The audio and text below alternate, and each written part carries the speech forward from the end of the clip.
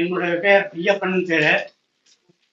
இந்த டாக்டரை நான் அறிமுகப்படுத்துறது திருமலை டாக்டர். அவர் தான் இந்த ஆப்ரேஷன் பண்றதுக்கு ஜாஸ்தி யாராலையும் முடியாதான். முக்கியமா ஒரு 4 பேர் தான் இருக்கலாம்.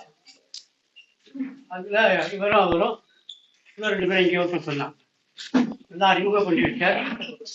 டாக்டர் தெய்வம் மாதிரி இதெல்லாம் நினைக்க நான் சொன்னேன் நடக்க முடியாது. ஏன்னா ஏன் அப்படி சொல்றேன்னாக்க உயிரை கொடுத்து காப்பாத்திருக்கான். இந்த டாக்டரும் தன்னோட உயிரை அடமானம் வச்சு இந்த உயிரை காப்பாத்திருக்கார். அது நான் எவ்வளவு நன்றி சொன்னாலும் போராது. இன்னொரு விஷயம், நம்ம ஒரு வேலை பண்ணிட்டு இருக்கும் போது அந்த வேலையே திருப்பி திருப்பி திருப்பி பண்ணிட்டு இருக்கும் போது அந்த வேலை மேல நமக்கு இன்ட்ரெஸ்ட் குறையும். சரி போடா அப்படின்னு விட்டுருவோம். ஆனா இந்த டாக்டர்லாம் தெய்வம் மாதிரி, உண்மையா சொல்றேன், தெய்வம் மாதிரி தான். இந்த கிழவனை எது காப்பாத்துன்னு அவன் நினைச்சுட்டாங்க போயிருப்பேன். டாக்டர்லாம் 25 வயசானாலும் தன்னோட உயிரை அடமானம் வச்சு கண்ணும் கருத்துமா இருந்து காப்பாத்திருக்கா. இதுக்கு ஈடு எத்தனை தரம் நன்றி சொன்னாலும் போராது. ஆனா நமஸ்காரத்தை சொல்லிக்கிறேன், நமஸ்காரங்களை சொல்லிக்கிறேன். இந்த டாக்டர் கூட இருந்த டாக்டர் அத்தனை பேரும் நல்லா ஒத்துழைச்சிருக்கா. எனக்கு இந்த டாக்டர் முதல்ல ஆப்ரேஷன் பண்ணும்போது நல்லா இருக்கு ஐயப்பன் அப்படின்னா அது மட்டும்தான் எனக்கு தெரியும். அப்புறம் இந்த டாக்டர் பண்ணிடுங்க இந்த விஷயமே எனக்கு தெரியாது. இல்லை அப்புறம் கண்ணு முடிச்சு பார்த்து வரலாம் தெய்வமா எனக்கு தோணும். நான் எத்தனை நன்றி கடன்பட்டாலும் சொல்லிகிட்டே இருக்கலாம். இன்னைக்கு நாள் ஃபுல்லாக சொல்லிகிட்டே இருக்கலாம். டாக்டருடைய டைமில் நிறையா சொல்லிகிட்டே இருக்கலாம். இவளுக்கு எத்தனை சன்மானம் கொடுத்தாலும் போராது.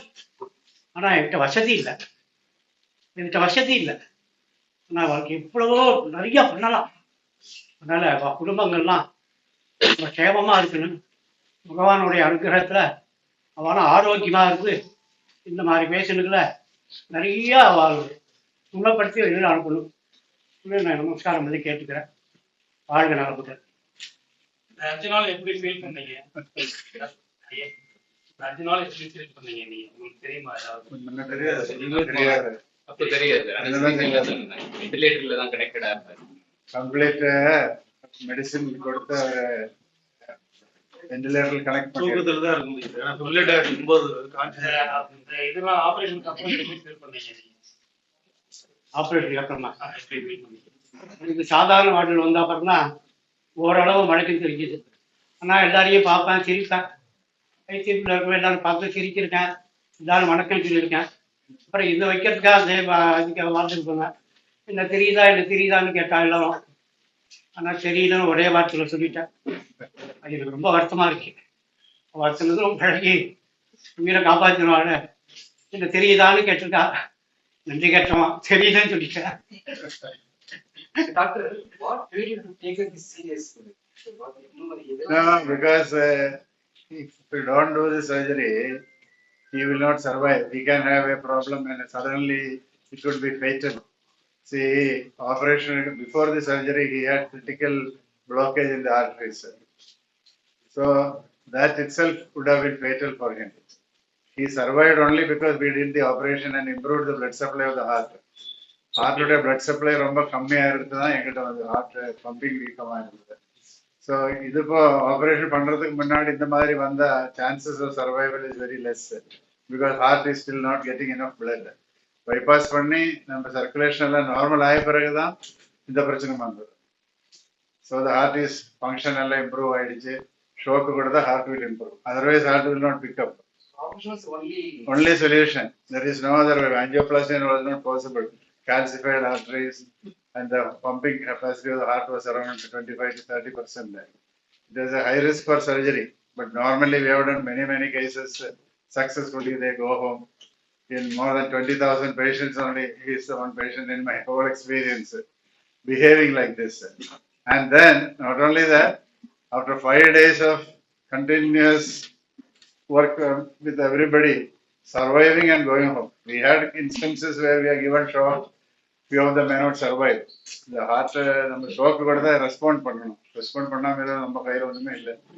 வேற மெஷின் எல்லாம் போட்டாலும் ultimately your life depends upon your heart has to hold by itself. என்ன மெஷின் கொடுத்தாலும் machine only temporary in a failing heart. So heart function improve ஆயிடுச்சு, it is able to hold on. Then once it turns the corner, it will pump. That interim period only you need all this support. He was very lucky and God has been merciful to us.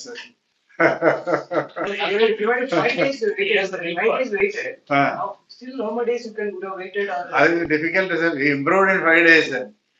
And all strongest medicines only, plus 5th day he did that procedure. Fortunately, that went successful. That's also very difficult. Very, sometimes these type of cases it will not respond. So he did a very good job and patient responded for that particular thing. That put a full stop.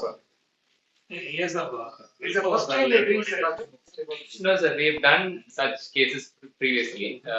Patient who had, say, bypass 5 years before, who come with a fast heartbeat, இந்த மாதிரி துடிப்பு வித்தியாசம் இருக்கும்போது we do. Sometimes ICD போட்டு வச்சிருப்பாங்க. ICD மூலியமா recurrent shock இருக்கும்போது patient எடுப்போம். Because shock is only as a backup. The ICD is as a backup. This is the pacemaker. And it is there. So shock So is that like you are showing the connection into the heart. Yeah. So that further something happens, the shock will be given from electricity is inside here. But the electricity reserve, battery reserve is less. Continuously if it happens, this also will get exhausted. Exactly. So இப்போ கண்டினியூஸா வரும்போது இது போட முடியாது, போட்டாதுல it will not last. அது வந்து external ஷோக் கொடுத்து அது கிளியர் ஆயிடுச்சா, ஸ்டாப் ஆயிடுச்சுன்னா ஃபர்தர் இப்போ சப்போஸ் அவர் வீட்டு வச்சு ஏதாவது பிரச்சனை வந்தா he may not reach the hospital. அதுக்குள்ள இது ஷோக்கு தனி ஆட்டோமேட்டிக்கா கொடுத்துரும். இதோட லைஃப் எவ்வளவு இருக்கு sir? 10 to 12 years. 12 years. 10 to 12 years. Just to be customized according to his needs. No, that we have, yeah, we have some parameters. But sir சொன்ன மாதிரி அந்த வே திரும்ப ஷாக் வெளியில இருந்து கொடுத்துட்டு இருக்கும்போது அந்த பேட்டரி போட முடியாது. ஃபர்ஸ்ட் அந்த ஷாக் எதனால வருது அந்த சர்க்யூட்டை நம்ம ஐடென்டிஃபை பண்ணி, the unique thing about this case, usually after bypass surgery or after heart attack, circuit தன்னாலேயே improve ஆகுது. But அவரோட heart was already so much scarred, and because of the stress of the surgery probably triggered this fast heartbeat. And probably I have 2 or 3 cases that immediately after an angioplasty or after bypass where we have done. And in fact, sir சொன்ன மாதிரி நம்ம ஸ்ட்ரெச்சர்ல இருந்து cath lab table move பண்ணும்போது me and my team we have given almost 25 shocks. And that was the unique thing, and the intensity of the fast heartbeat in the patient and how it responded to the treatment. Yes, sir. Before like Vadivel எவ்வளவு சாப்பிட்டாங்க